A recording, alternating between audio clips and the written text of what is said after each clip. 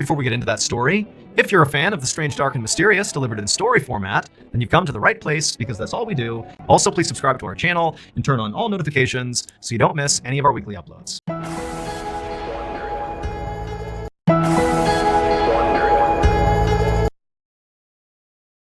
It was September 19th, 1999, and 48-year-old Susan Fassett just knew in her bones that her own personal day of reckoning was coming.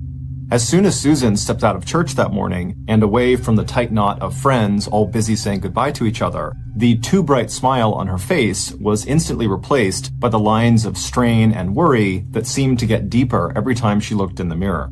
There was just no getting around it. Over the last 4 years, Susan had made a terrible mess of her life, and now she and her husband of 24 years would have to pay for their mistakes. The day was coming, or maybe it was already here, when she and Jeff would have to look, together and deeply, into the neglected and now poisoned core of their 24-year-long marriage. As Susan walked, pulled out her car keys, and headed towards her brand new gold Jeep Cherokee, she barely noticed the bright sun glowing through the leaves of the maple and oak trees in the woods beyond the parking lot. When she and Jeff had first moved to the tiny town of Pleasant Valley with its 9,000 residents, Susan had thought it was one of the most beautiful places on earth. And it was, with its rolling hills and acres of cornfields stitched with old colonial-style homes set on nice big lots. Pleasant Valley was one of those places that actually lived up to its name. And for Susan and Jeff, the location was perfect. They could live and raise their family in a safe, quiet, affluent community where everyone knew and watched out for one another. And the city where they both worked, the town of Poughkeepsie, 10 miles to the north, was just a 20-minute commute away. But now, Pleasant Valley, like everything else in Susan's life, felt tainted and claustrophobic, like these beautiful walls were slowly closing in on her. Climbing into her car, Susan's shoulders slumped. The problems in her marriage had probably started a long time ago. Her job as a personnel director at Poughkeepsie Town Hall and Jeff's grueling overnight shift as a lieutenant with the Poughkeepsie Police Department had left them with so little time for one another.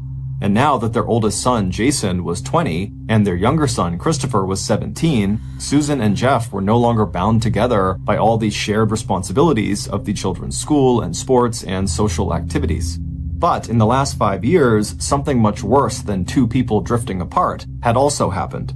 Because for Susan, her work, or at least the person she had met through her work, had also led her to break the wedding vows she had made so happily 24 years earlier when she promised to be faithful to her husband no matter what. Even now, after so many years that the affair felt almost as normal as her marriage, when Susan actually thought about what she was doing, she still felt shocked that these were the choices she had made. And when she said it all out loud to herself, "I am cheating on my husband, I am having an affair, Jeff does not deserve this," she knew absolutely that what she was doing was wrong. And yet, she had not stopped.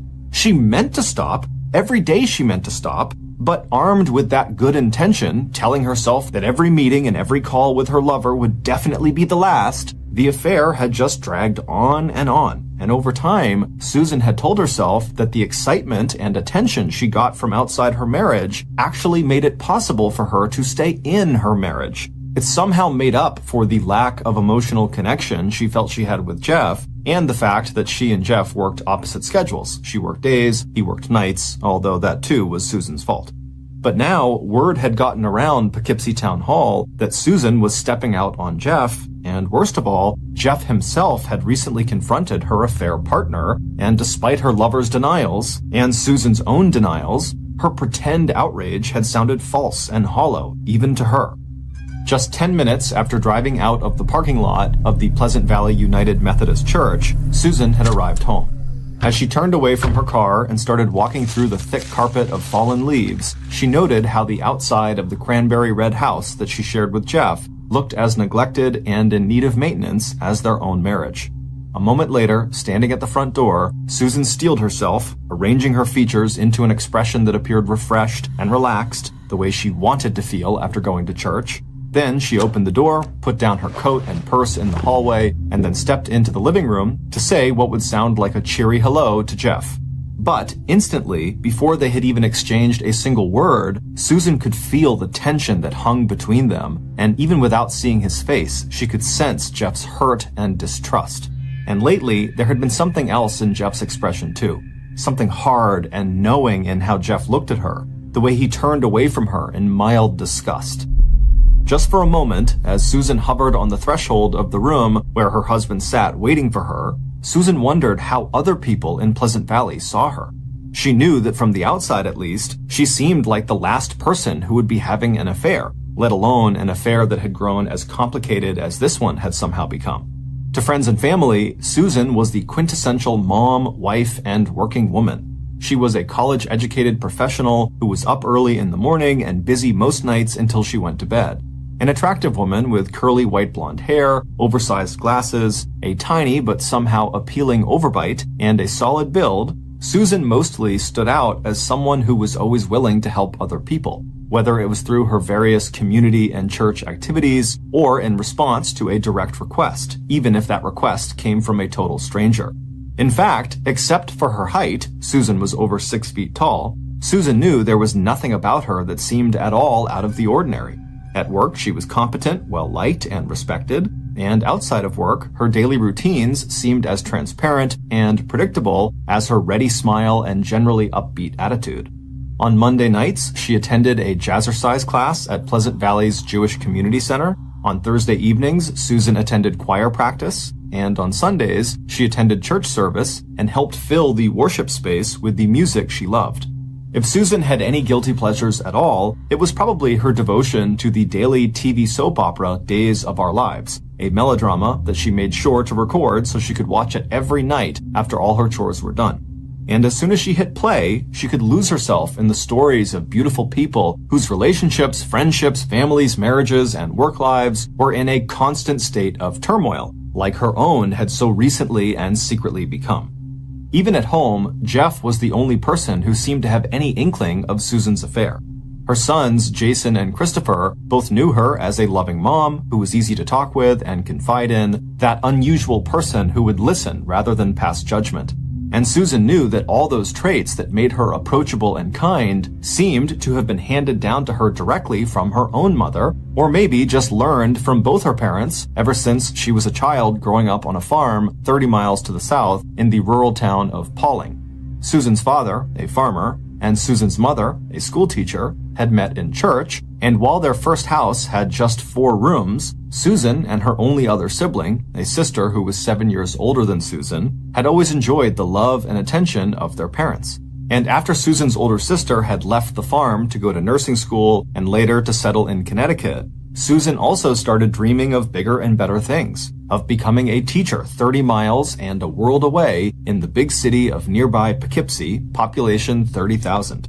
So, after graduating from college, Susan had packed her bags, and armed with her ambitions, she had left home and headed south. But instead of becoming a teacher, she landed a job in Poughkeepsie Town Hall, where eventually, as personnel director, she would be responsible for all the activities related to hiring city employees and working out their job descriptions and benefits.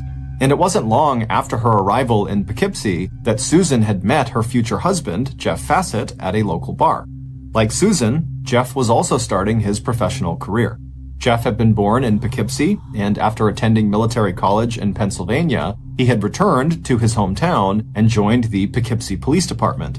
A quiet, generous, and dependable man with a quick laugh, Jeff had immediately been drawn to Susan's bubbly personality, sparkling blue eyes, and a playful streak that made her fun to be around. And when Jeff and Susan, so tall in her wedding dress and heels that she could look squarely into Jeff's eyes, promised to, quote, hold from this day forward for better, for worse, for richer, for poorer, in sickness and in health, to love and to cherish until parted by death, end quote, she had meant every word of those vows. But by late afternoon on that bright Sunday, those early days of her marriage seemed so remote, Susan wondered if they had ever existed at all. Still, when she again walked into the living room, this time to ask Jeff what he would like for dinner, the finality of his simple, harsh statement to her came as a shock. Jeff looked up at Susan. "You're busted," he told her in a quiet voice. Then he turned away before saying, "Go, get out." Susan's smile slipped from her face, but before she could offer any excuses or explanations, Jeff told her that he didn't need her confession to know that she'd been having an affair. He was a cop after all, He'd seen the signs and had his suspicions now for months, maybe even years, but until now he'd never confronted her, and he'd never looked for proof. In fact, he had hoped that if Susan was cheating, she'd get it out of her system and come back to him, and they'd never even have to talk about it. But when that didn't happen, and the rumors at town hall were too loud and persistent to ignore, Jeff had recently attached a recording device to the Facets' home telephone. And sure enough, he'd heard a phone call his wife had made that left no doubt in his mind that she was not just having sex with someone else, but his wife was deeply involved with someone else.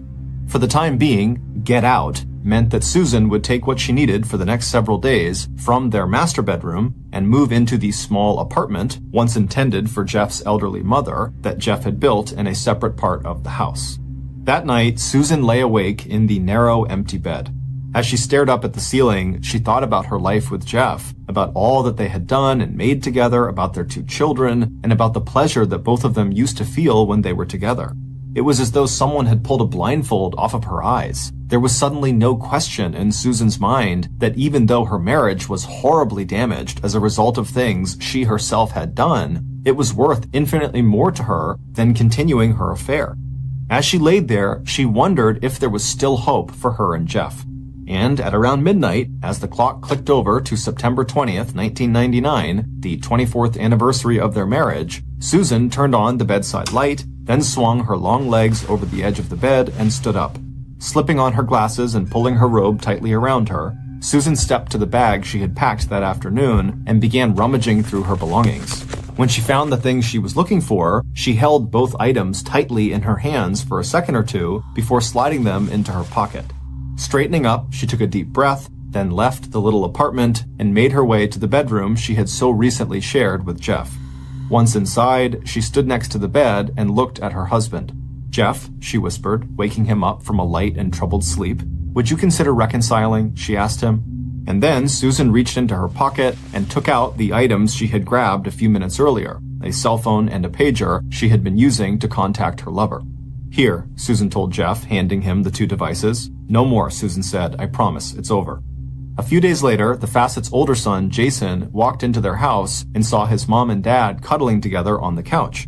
He'd known that his parents were considering the possibility of splitting up, so he was visibly surprised. When his parents noticed the strange look on his face, Jeff and Susan smiled. "We decided to stay together and try to work things out," Susan told their son.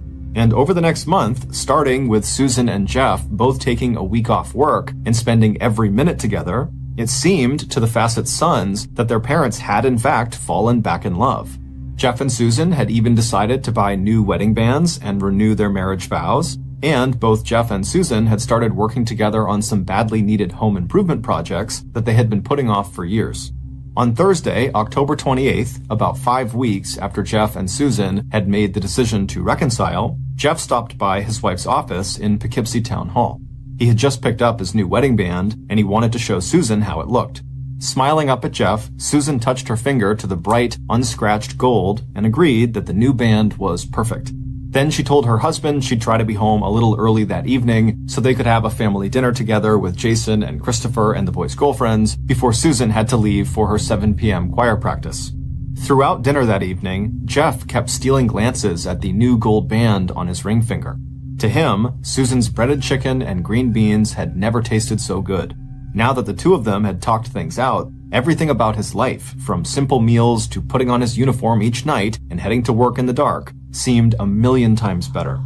Before leaving the house for choir practice, Susan smiled as Jeff gave her a kiss and thanked her for preparing dinner. He told her he'd look forward to seeing her when she got back. Then Susan stepped outside and walked to her car. Climbing inside the Jeep, she made the short drive from her home to the big white Methodist church located at 99 Martin Road. As Susan expected, the small lot next to the church was full. After all, with Thanksgiving and Christmas fast approaching, this was a season of music when every member of the choir showed up for their 90-minute practice. But after parking in the second lot across the street, Susan did not immediately get out of her car and head across Martin Street for the church. Instead, she sat for a moment inside the quiet Jeep and thought about the pager that she had not given to Jeff back on the night of October 19th when he had confronted her about her affair. Now, as she looked up at the simple white steeple and cross lit by the church floodlights, she considered the 5 calls she had made to her lover earlier that day. And all at once, Susan could feel her chest tighten with fear. She knew that there was just so much that any husband could forgive, and there were still things Jeff didn't know, things she could not let him know, things that made it very hard for Susan to do what she absolutely needed to do: end this affair. She thought back to the incident that had happened just as she and her family were finishing dinner that night.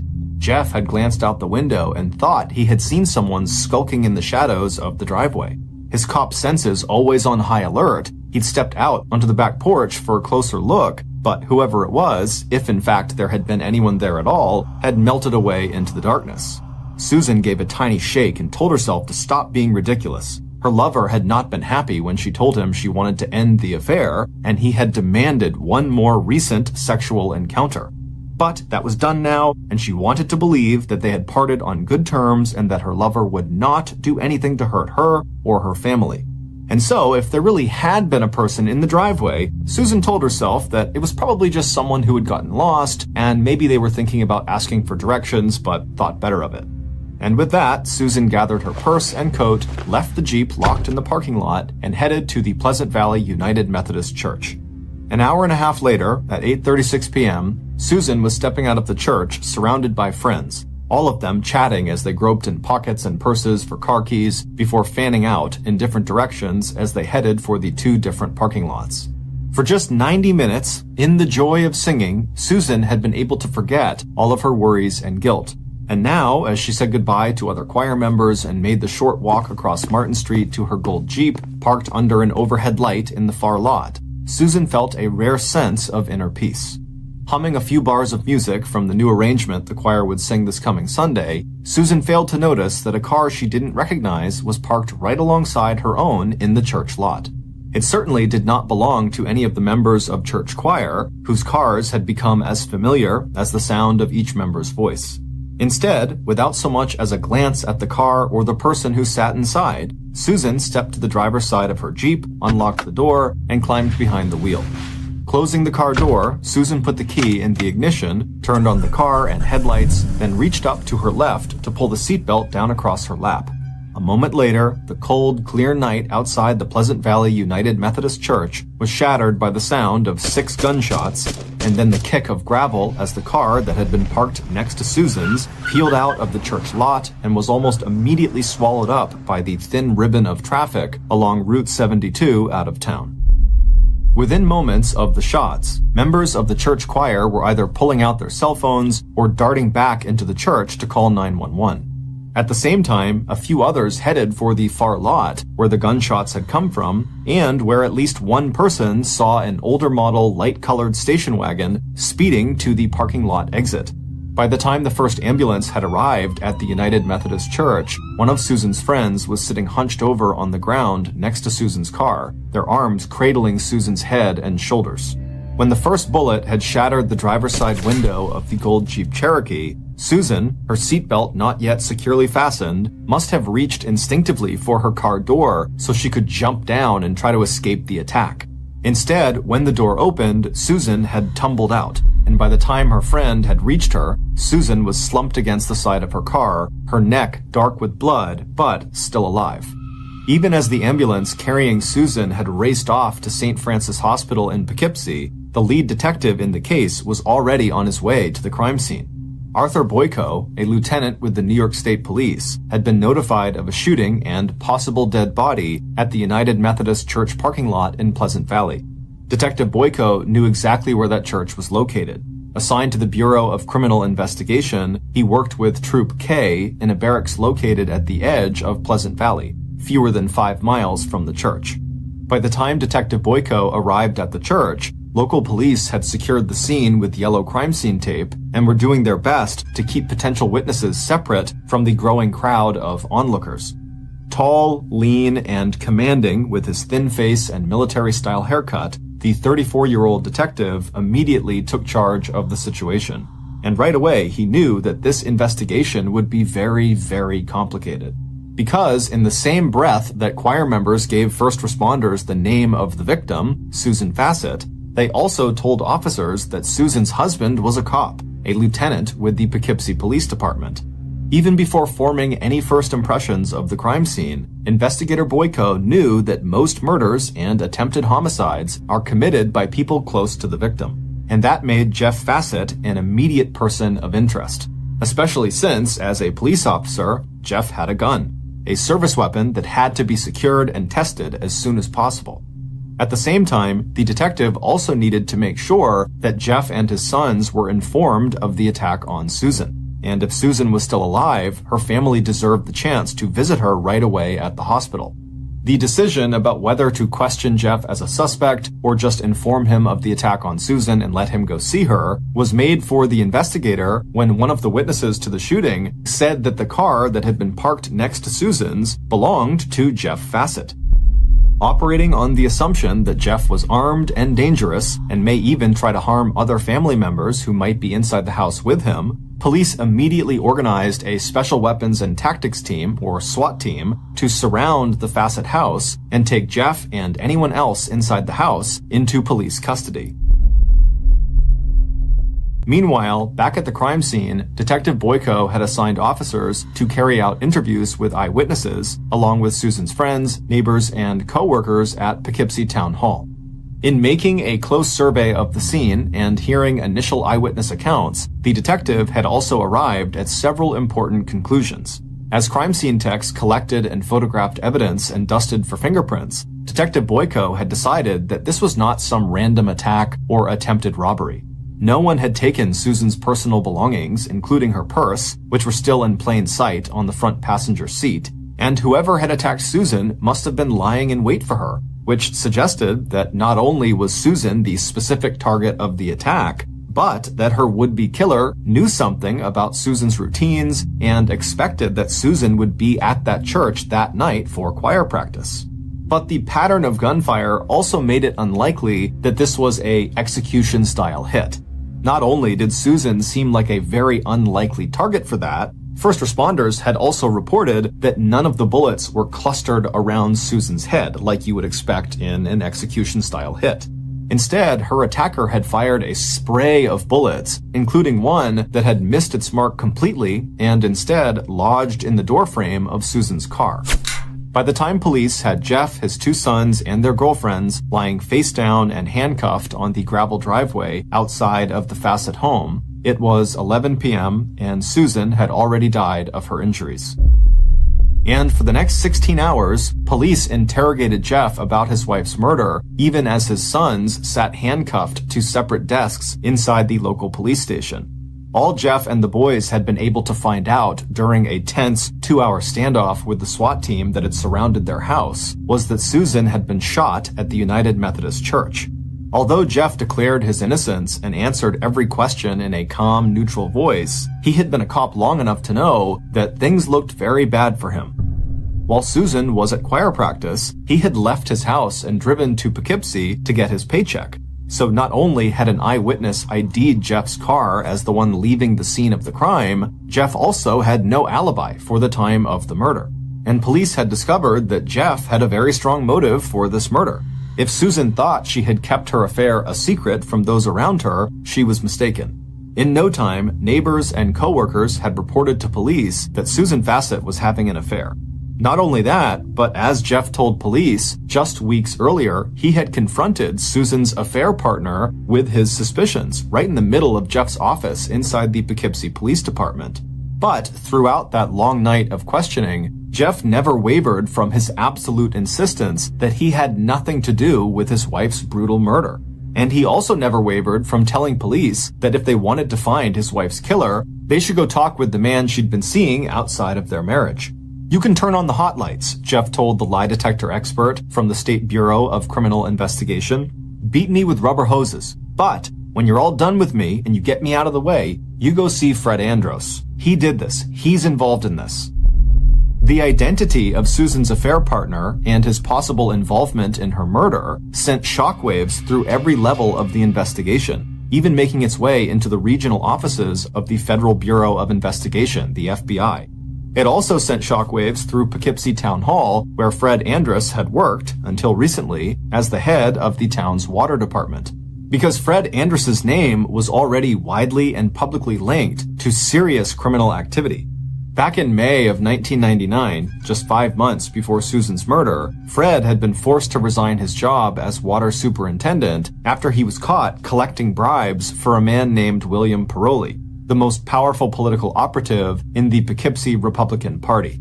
And one day after Fred resigned, he pled guilty to corruption charges and struck a deal with the FBI. In exchange for a lesser sentence, Fred had agreed to testify against William Paroli, who was charged with running a widespread shakedown operation of local contractors for the previous 6 years. And not only was Fred Andrus a known thief and liar, he was also a well-known womanizer.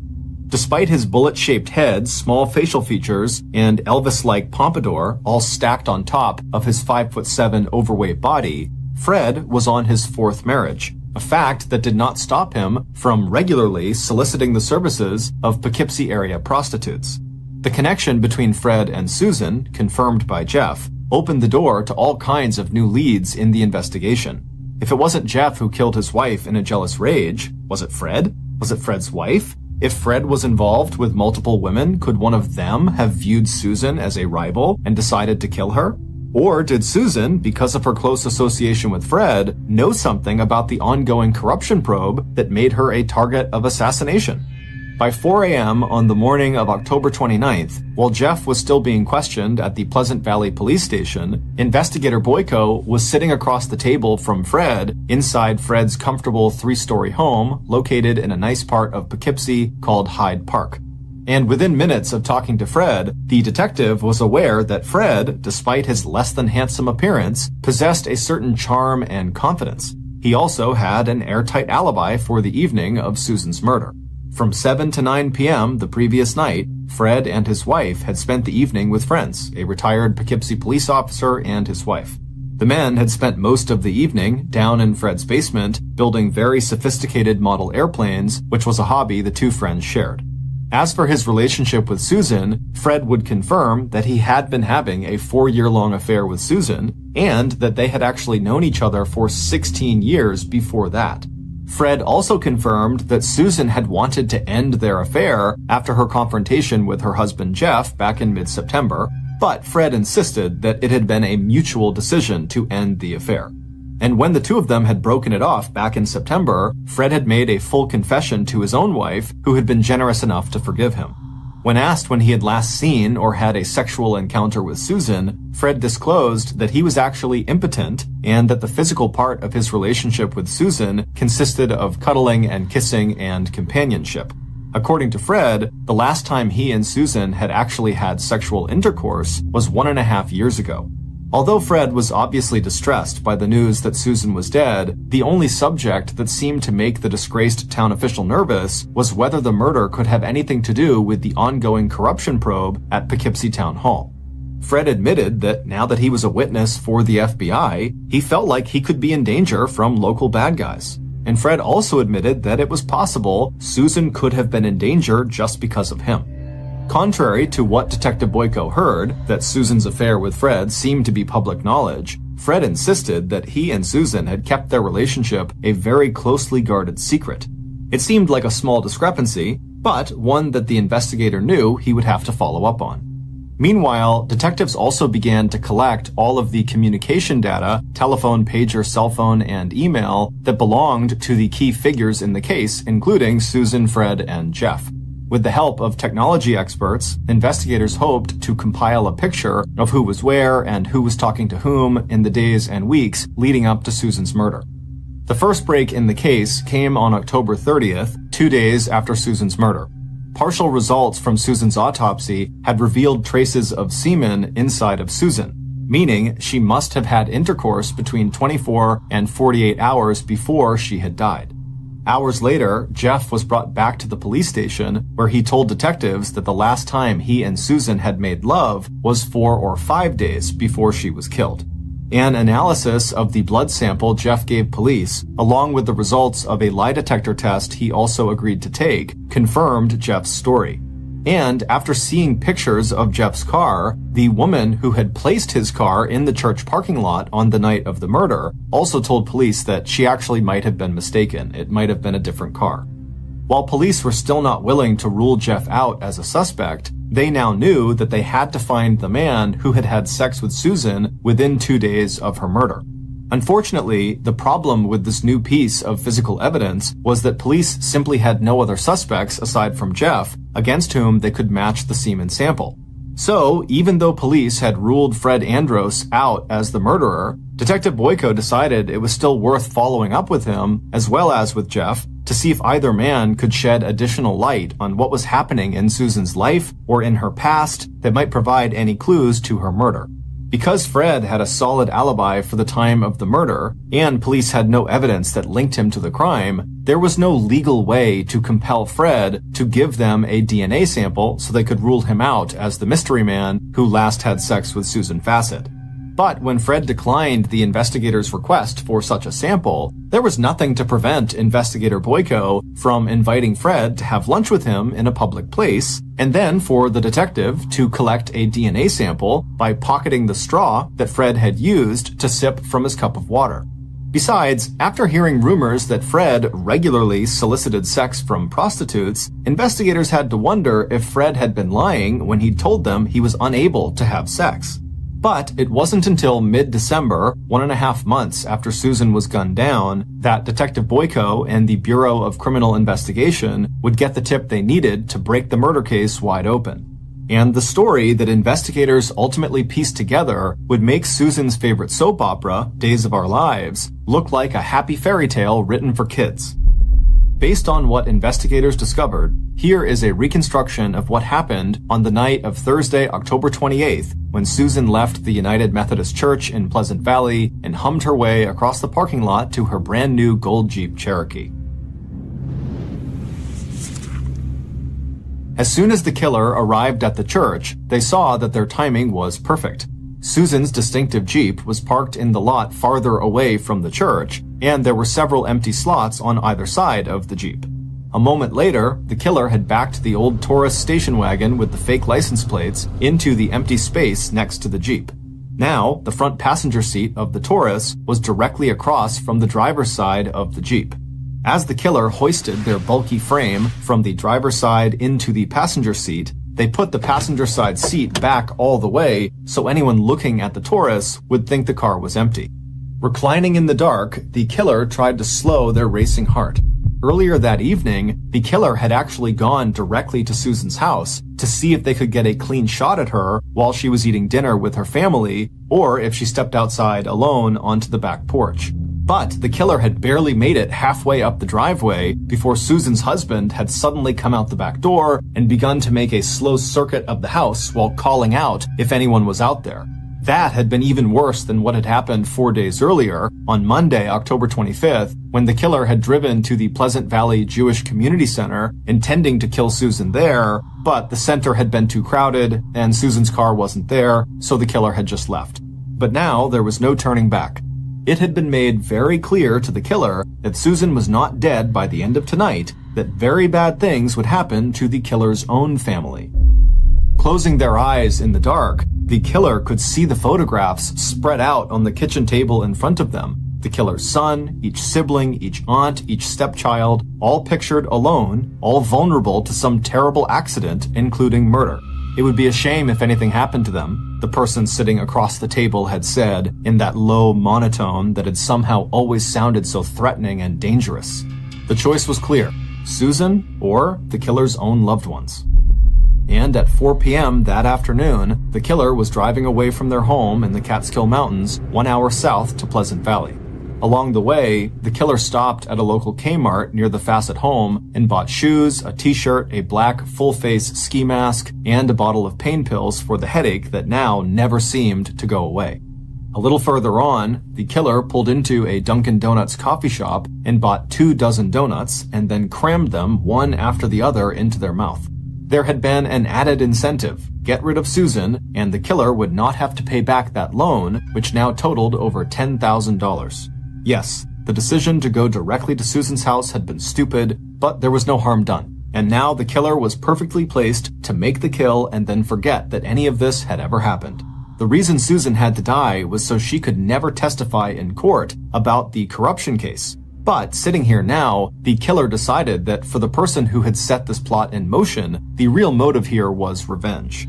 A moment later, the killer checked their watch and then reached over to the .45 caliber Ruger on the seat next to them. It was almost time. And sure enough, just after 8:30 p.m., the killer could see the doors of the church open, and in the light that spilled out, the killer had no trouble recognizing Susan's tall figure and white blonde curls. After exchanging goodbyes with other members of the choir, Susan stepped out from the group and started making her way across Martin Street toward the second parking lot. The killer stared at Susan in fascination.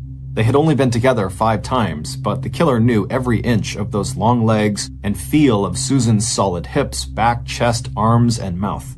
But aside from knowing Susan's body, the killer felt no connection to the woman they were about to kill. It wasn't like they had ever been in a relationship with one another. A minute later, and Susan had walked to the driver's side of her Jeep, opened the door, and tossed her purse onto the passenger seat. The killer lay back, still reclining, until Susan had climbed into the Jeep and started the engine. Then, sitting up, the killer leveled the gun at Susan and started pulling the trigger. The first shot shattered the window on the driver's side of the Jeep. That same bullet also passed directly through Susan's neck, hitting 2 major arteries. As Susan opened her door and tumbled out of the car, the killer shot 5 more rounds. 4 of those bullets would lodge into Susan's body. The 5th would lodge into the driver's side doorframe of her Jeep. 2 of the shots were fatal. Even as medics would later rush Susan to the hospital, she was already dying, and there was nothing anyone could have done to save her.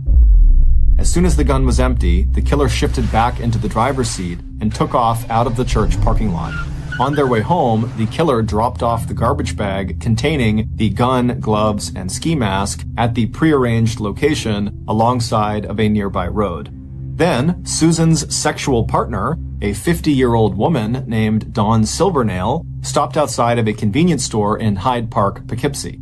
Before heading back to her house and husband up in the Catskills, Dawn called her other sexual partner, Fred Andrus, on his pager. As soon as the device connected, Dawn carefully typed in the numbers 666, the agreed-upon code that would let Fred know that Susan Fassett, the 3rd member of their sexual threesome, and the woman who had dared to leave him, was now dead. It would turn out that it was Fred who had planned and orchestrated Susan's murder by coercing another one of his lovers to kill Susan. But it wasn't until mid-December that Fred revealed the name of the woman who had actually fired the shots that killed Susan. That was when an analysis of the DNA from Fred's drinking straw confirmed that Fred was the mystery man who had had sex with Susan within 2 days of her murder. By the time Jeff Fassett had confronted his wife back in mid-September with proof that he knew about her affair with Fred Andrus, Susan already knew that when it came to Fred, she was in way over her head. What had started as an affair 4 years earlier had become a relationship that Fred used to play out his own sexual fantasies. He made that easier for himself by getting Jeff Fassett moved to an overnight shift so Fred would have better access to Susan. In addition to Fred's relationship with Susan, he had also been involved with a woman named Dawn Silvernail. The two had first met back in 1977 over Citizens Band Radio, where Fred went by the name Neptune and Dawn went by the name Footloose. After meeting in person a year later, the two began a sexual relationship that would continue on and off for more than 20 years, during which time Fred would marry and divorce multiple times, and Dawn would marry and settle in the Catskill Mountains in upstate New York. Over the years, Fred had loaned Dawn about $15,000, which Dawn started paying back by performing sex acts for Fred, including having sex with Fred's friends and acquaintances. And by the summer of 1999, Fred had developed a taste for watching two women have sex with each other and then joining in to make it a threesome. It was then that Fred started recruiting and paying Dawn to have sex with Susan. The encounters would usually take place on the concrete floor of one of Poughkeepsie's several water pumping stations, except for the first encounter, which Fred staged in his own basement and which he videotaped from start to finish. After Susan ended her affair with Fred in mid-September, Susan's family believes that Fred, enraged by the rejection, may have threatened either to harm Susan's family or to reveal the contents of that sex tape unless she continued to see him. Once Fred was confronted in mid-December by investigators who now had proof that Fred had been lying to them all along about his involvement with Susan, Fred tried to save himself by pointing the finger at Dawn and insisting that Susan's death was the result of a lover's quarrel between the two women. But when interrogated by police, Dawn eventually laid out every detail of the murder plot devised by Fred Andrus and handed over to police the gun she had used to kill Susan. And Dawn's story would be backed up by an analysis of phone and pager records belonging to Fred, Dawn, and Susan. The data showed that Dawn had called and talked with Fred several times on the day of Susan's murder, and that Dawn had paged Fred from the convenience store near his home shortly after she had committed the murder. According to Dawn, Fred had insisted that Susan had to die so she could never testify against him in court about his involvement in the Poughkeepsie corruption scandal. Except that federal agents insisted that Susan had no involvement in that corruption probe and no information that could affect the case one way or another. But before police could arrest Fred, there would be one more unbelievable twist to this bizarre and tragic crime. On December 30th, 1999, 2 months after Susan's murder, police were inside the Andrus house executing a search warrant when they heard a single gunshot up in the attic. Realizing that he would be prosecuted for murder, Fred had attempted suicide by holding a gun to his chin and pulling the trigger. But instead of traveling up into his brain, the bullet glanced off the bone in Fred's jaw, and instead of killing him, it blew away the lower part of his face.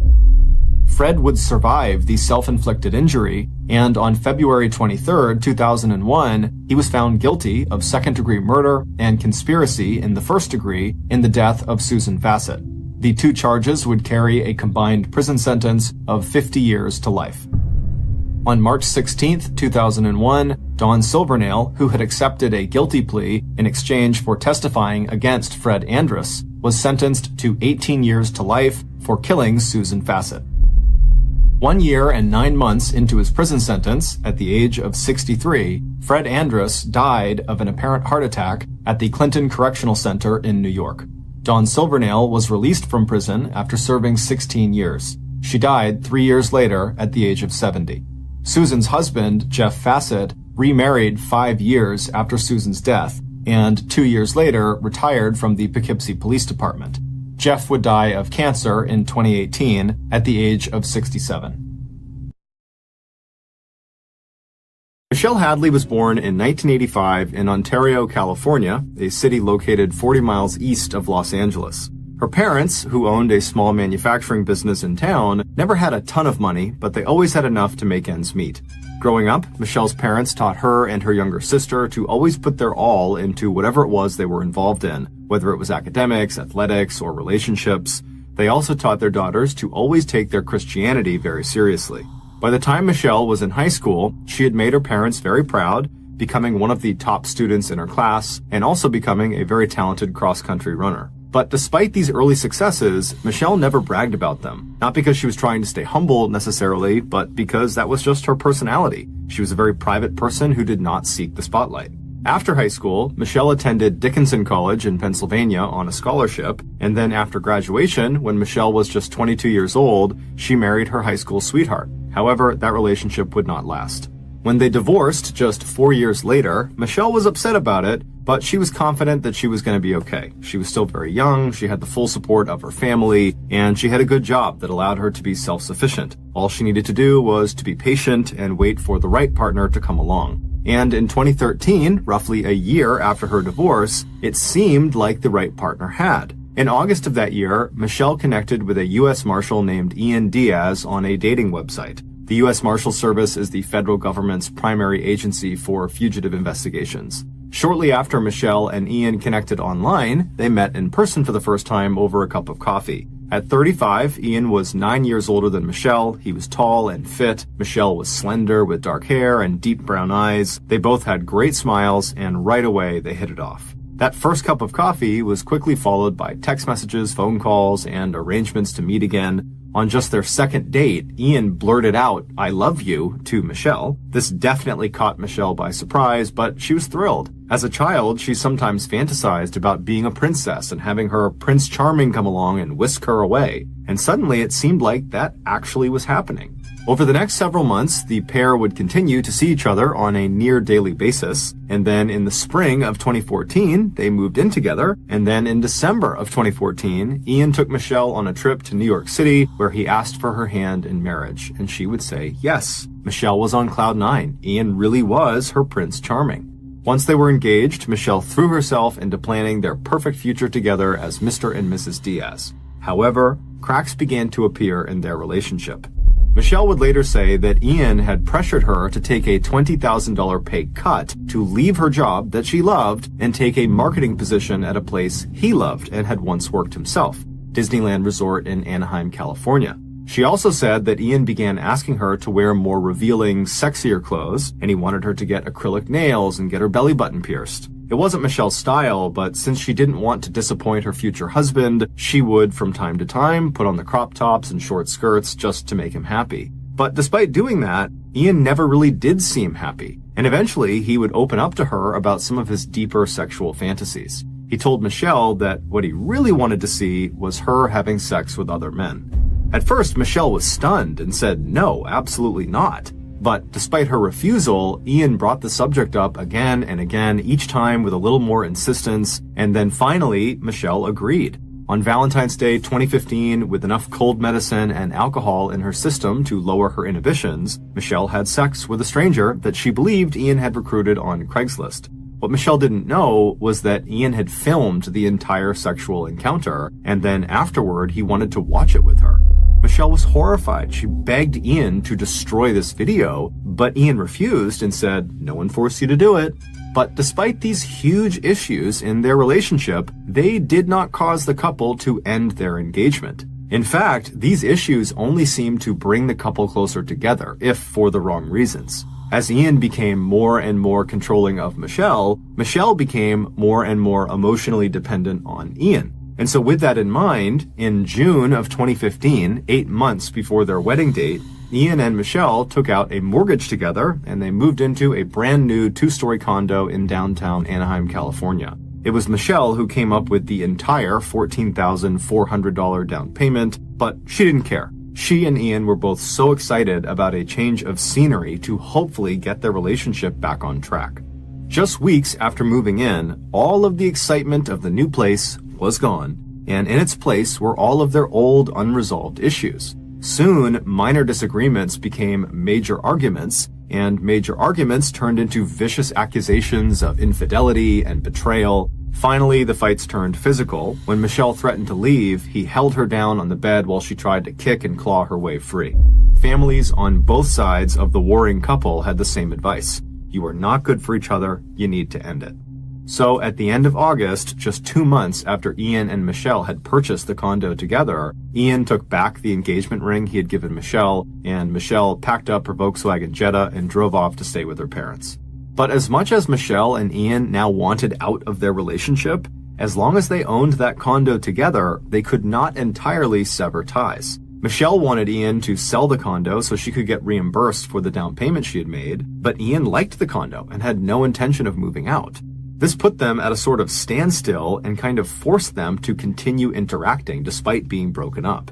And surprisingly, through their somewhat regular exchanges over this property, they learned how to be cordial again. Ian would text Michelle first about the property, and then he would follow up and ask how she was doing, and Michelle would do the same thing to Ian. Even though this did not get them anywhere closer to solving their condo issue, it seemed like they were at least at a point where they could treat each other with respect. However, this would not last. On September 10th, so 1 month after Michelle had moved out and when the condo issue was still completely unresolved, Ian received a very strange and upsetting message from Michelle. In between friendly, cordial text messages, Michelle sent him a long, bizarre, rambly email that could only be described as biblical in her condemnation of the man she once wanted to marry. She wrote, "Your sins are many, including defiling me and my family with your wicked and evil sexual acts, your financial coercion and irresponsibility, your gluttony, your greed, your lust, your sloth, your wrath, your envy, and most of all, your pride."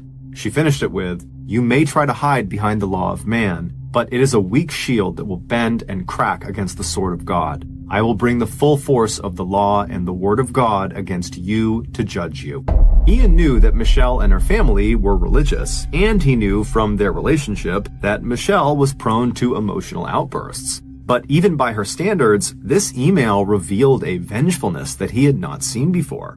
Ian was so shaken up by it that the very next day, on September 11th, Ian filed a restraining order against Michelle. After reading the email and speaking with Ian, the judge did not grant the restraining order against Michelle. However, Ian's request had now brought Michelle to the notice of the Anaheim police. Shocked that she had even been the subject for a restraining order, Michelle immediately hired an attorney to handle all interactions with Ian, and Ian would hire an attorney as well. And by November of 2015, the lawyers were finally able to work out a compromise with the condo that would allow Michelle and Ian to finally move on from each other. The deal stated that Michelle would not get back her $14,400 down payment. Instead, she would continue to pay half the mortgage for 6 months. But after that, Ian would either assume full responsibility for the mortgage, or he would have to agree to sell the condo and split the profits with Michelle. Even though neither side was fully happy with this arrangement, they both were just exhausted from all the fighting and were ready to just accept it and move on. And so they both signed the agreement, and then the 6-month timer began. Ian stayed in the condo, and Michelle, who was living with her parents, decided to get her own small apartment and go back to school to get her master's in business. In January 2016, just a month or so after the condo settlement was finalized, Ian Diaz met another young woman through a dating site. Her name was Angela Connell. She was roughly the same age as Michelle, and she was looking for a serious relationship. When she and Ian finally met in person, they both liked what they saw. During their first date, Ian was honest with Angela and told her that he had just recently gotten out of an engagement that had ended very badly, but he was still certain he wanted to get married and raise a family, which was very reassuring to Angela. Only 1 month later, Ian and Angela would get married, and Angela would move into Ian's condo, the same condo he had bought with Michelle. In May, just 4 months after meeting Ian and 2 months away from the deadline for Ian to assume paying the full mortgage on the condo or sell the property, Angela surprised her husband with a sonogram and announced that she was pregnant with twins. The couple was beyond excited. They sent copies of the sonogram of the twins to family and friends, and Angela wasted no time prepping their home for the twins' arrival. Everything had moved quickly, but the couple was very excited at the prospect of starting a family together. Later that month, on May 22nd, Angela was at the condo alone when she hopped on her computer to check her email. Once her inbox loaded, she noticed there was an email from a man named Jason Ray. She didn't recognize the name, but at first glance, it looked like a real email from a real person, not some spam message. So she clicked on it to see what it was. And the words she read sent a chill through her body. The email was definitely not spam. It was a personal message intended for Angela. And whoever this Jason person was clearly knew personal details about her and her husband. The email, which was littered with biblical references, explained to Angela that Ian had been unfaithful to her and that he didn't love her and he never would. Jason also told her that Ian was going to harm her if she didn't leave him immediately. And the email closed by telling Angela that she and her husband had sinned against God. Angela stared at her computer screen for quite a while, wondering what she should do. Eventually, after reading it a few more times, she decided it had to be some sort of sick joke and that the best thing to do was just to ignore it. So she deleted the email, shut her computer, and she walked away. The next morning, Angela logged back onto her computer, and when she opened her email, there was a new email from Jason Ray sitting at the top of her inbox. Angela thought about not even opening it and just deleting it, but her curiosity got the better of her and she clicked it open. Once again, the message was aimed at trying to convince Angela to leave Ian. It was full of biblical references, and at certain points it didn't even make any sense. But there was a new twist to this email versus the one she had received the day before. In this email, the sender, Jason, clearly references Michelle, Ian's ex. Jason would write that Angela was Ian's Eve and Michelle was Ian's Lilith. According to a particular interpretation of Jewish folklore, Lilith was the first wife of Adam from the famous Adam and Eve story. But Lilith was banished from the Garden of Eden for disobeying Adam, at which point God made Eve out of Adam's rib, and then Eve became Adam's wife. While somewhat confusing, the message Jason was sending Angela was fairly clear. Angela was not meant to be Ian's wife. Ian's true wife was Michelle. Angela didn't know anything about Ian's ex, Michelle. All she really knew was her name and that she existed. But despite the lack of insight into who Michelle was, Angela couldn't help but think, this email sounds an awful lot like something a deeply scorned lover would send. And so that night when Ian got home, Angela showed him the latest email from Jason Ray and told him, I think this is your ex, Michelle. At first, Ian was confused. He and Michelle had settled their issues. They had moved on, so why would she write this? But after reading the email a few more times and seeing all the over-the-top biblical language that Michelle had previously used in emails to him, he became convinced as well that this probably was Michelle. However, he told Angela that Michelle was very mercurial and that she must have just gotten worked up about something and she's overreacted. That's why she sent these emails, and she's likely to calm back down and they will never hear from her again. However, he told Angela if the emails do continue, please let him know and he would go to the police. For the next several days, Angela checked her email, but no strange emails came through. But roughly a week after that first Jason Ray email arrived, Angela received another email from Jason Ray. And this time, the subject line simply said, die. The body of the message read, I hope you are scared of death tomorrow. Be prepared, don't sleep. Be watchful of the daughters of God. We will steal your child and we will watch as it dies. Within minutes of receiving this email, Angela received a barrage of others from Jason Ray, as well as from other account names she didn't recognize, like Lilith Truth. And all of these messages included the threat that Angela was going to be harmed in the coming days, and there was nothing she could do to stop it. Angela was horrified and was starting to wonder if this really was something Michelle could be doing. It just felt so evil. Then she noticed at the bottom of one of the emails she had just received that it literally said, from Michelle. It looked like the signature had been automatically entered into the email template, and then Michelle must have just forgotten to delete it before sending. Or, as Angela and Ian stared at it and discussed what it could mean, they thought, well, maybe she left it in on purpose. Maybe she wants us to know this is from her. Either way, at that point, Ian and Angela felt fairly certain that Michelle was really behind this, and so they printed out all of the nasty emails Angela had received to date, and they took that along with the email Michelle had sent Ian the year before that was very biblical in nature, and they took all of that to the courthouse, and Ian would file another restraining order against Michelle. A few days later, on June 6th, 2 police officers went to Michelle's residence and literally handed her the order to appear in court for this restraining order. The date was set for June 17th. But that night, and over the course of the next several days leading up to this court appearance, Angela continued to receive dozens of emails from Jason Ray and Lilith Truth and other anonymous accounts threatening to make her pay for having filed this restraining order. Even though Ian told Angela that there was just no way Michelle was actually going to hurt her, Angela couldn't help but feel terrified and was afraid to leave the house.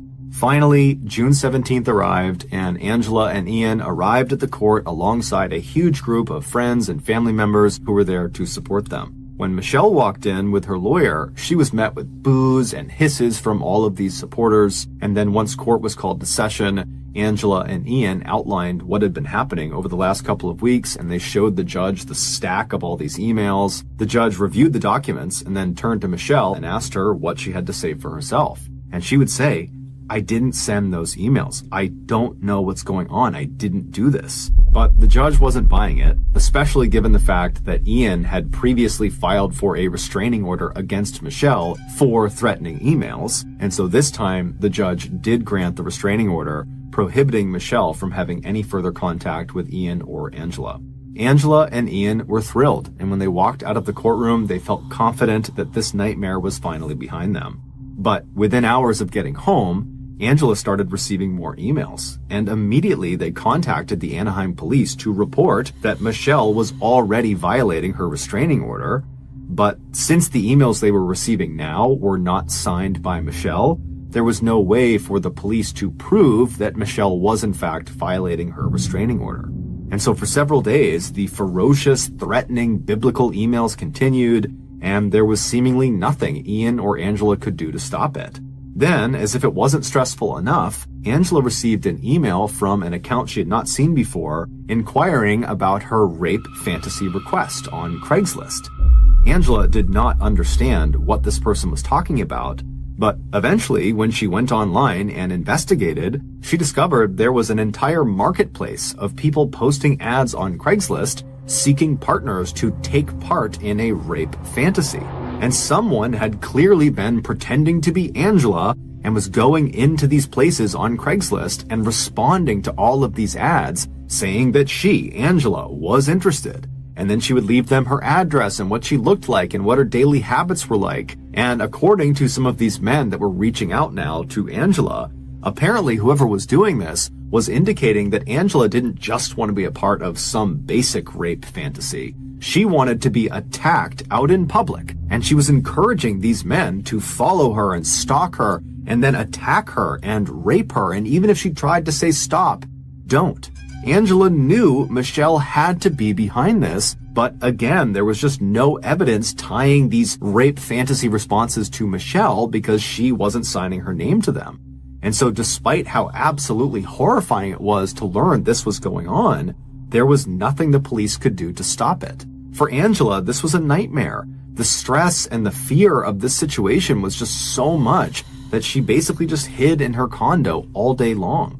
But on June 24th, so 1 week after the court appearance and just a couple of days after first learning about this rape fantasy ad, Angela had to leave the condo to go out and run a few errands. And so she gathered up her things and she called Ian, who was at work, to let him know that she was heading out in case anything happened to her. And then she left her condo. She went downstairs to the large parking garage underneath their development where residents could park their cars. She hopped in her car and she drove up the ramp out onto the street and then went about her day, running her different errands, and it was totally uneventful. At some point when she was done, she made her way back to the condo complex. She went down the ramp into the underground parking garage. She found her way back to her assigned parking spot. She parked. She got out of her vehicle. She shut the door and she began walking from her car to the door on the far side of the garage that would lead to the stairwell back up to her actual condo. But when she got maybe 30 feet away from this door, she heard movement coming from behind her. She turned around and she saw there was this man who she didn't recognize who was walking very quickly toward her. And because she was already completely on edge, given all these threats she's been receiving, threats of bodily harm, threats of rape, she immediately screamed and started running towards this door that would take her to the stairwell. But before she could open the door and get inside, this man had lunged and grabbed her around the neck, and he was trying to pull her to the ground, and he was trying to pull her clothes off. And Angela began punching and kicking and screaming and biting, doing anything she could. And eventually she was able to fight this person off of her, and he quickly turned and ran away. And then Angela quickly picked up her stuff. She ran into the door, ran upstairs, got into her condo, and as soon as her door had shut and locked behind her, she picked up her phone and she dialed 911. And she was so hysterical that when she talked to the dispatcher, they couldn't understand what was happening, but eventually she was able to tell them what had happened and to please come out here and help her. And then a little while later, when the police showed up, they found Angela still totally hysterical in her condo. Her shirt had been ripped in half and she had red spots all around her neck from where this guy had grabbed her. But overall, she was okay. The police would search the building, but there was no sign of her attacker. However, Angela would tell police that she was fairly confident she understood what had just happened. She explained what was going on with her and her husband's ex, Michelle, and how despite this restraining order against her, she was clearly signing Angela up for these rape fantasies on Craigslist. And so most likely this man who had attacked Angela down in the garage was only there because of this rape fantasy ad. The police took down her statement, and then that night they would go to Michelle's residence and they would show her a search warrant that authorized them to search all of her devices, her phone, her laptop, all of them. And when Michelle turned them over and gave up all of her passwords, the police were able to find enough evidence that she was behind the harassment of Angela and Ian that they arrested her on the spot. Angela and Ian were relieved when they heard the news, and that night, while Michelle was in jail, the threatening emails completely stopped. However, the following day, Michelle posted bail, and within hours of her being free again, Jason Ray and Lilith Truth began bombarding Angela's inbox again. Angela was so distraught she went to the doctor for a checkup, worried that her stress would negatively affect her pregnancy. And to her horror, the doctor would tell her that she had actually lost the twins. She had miscarried. And if that wasn't horrible enough, the doctor also discovered that her cervical cancer, which had been in remission, was now back. While Angela and Ian grieved the loss of their unborn children and wondered what they would do about Angela's cancer, the horrible emails continued. And men kept showing up at their front door, asking to come inside for violent sex with Angela. Finally, on July 13th, so roughly 2 weeks since Angela was attacked in the parking garage, Angela looked out of her window and she saw there was this young man kind of lurking on the side of their condo complex, and he appeared to be hiding. Worried this guy was going to ambush her as soon as she walked outside, she called the police. The police showed up and they spoke to the young man, who would confirm he was there because he was responding to a rape fantasy ad. He said the woman inside, Angela, had told him to come here and have his way with her. After this incident, Ian was completely fed up and he demanded the police do something about this. You need to go arrest Michelle and keep her behind bars. And sure enough, the next day, Michelle was arrested again. But this time, her bail was set for $1 million, making it impossible for her to make bond. Angela and Ian finally were able to breathe a sigh of relief, although they didn't know exactly what she would be charged with or what the legal outcomes would be. For the time being, so long as Michelle was in jail, they knew they were safe. Except Michelle was completely innocent. Yes, she did send that first fire and brimstone biblical email the year before in September, the one that led to Ian filing that first restraining order request that was denied. But after that, she had lawyered up and not had any contact with Ian or his new wife. In fact, the first time Michelle had ever even laid eyes on Angela Diaz was on June 17th when Michelle was in court for that second restraining order request against her, which caught her completely by surprise. She had totally moved on with her life at that point and was dating other people and focusing on school, so when she was asked to come in and defend herself in court, she barely knew what to say. It didn't make any sense. And then when Michelle was arrested for the second time and couldn't make bail and so had to just sit in jail till her court date, her family hired a lawyer to investigate and figure out who was actually behind the harassment, because it wasn't Michelle. And what their lawyer would discover was truly shocking. Every horrible, threatening email that was sent to Angela's inbox was sent by Angela. The rape fantasy ads on Craigslist? Angela. The supposed attempted rape attack on Angela in her parking garage? That was completely made up. It never happened. She made those marks on her neck. She ripped her clothes off. It had all been an elaborate setup by Angela and by Ian. They had been in on this together. At the time they launched this frame job of Michelle, they were only a few weeks away from that 6-month deadline that Ian had to either sell the condo and split the profits with Michelle or take over the whole mortgage. And apparently, Ian and Angela believed their plan would result in Michelle losing her claim to the condo, and their legal agreement around the condo would become null and void, thereby saving Ian from being forced to sell the condo or having to potentially pay a higher price for it. The pair were so convinced this plan was going to work that Angela even lied about being pregnant. It was all a ruse to make it seem like Michelle's harassment had led Angela to lose her pregnancy. She was also lying about having cancer.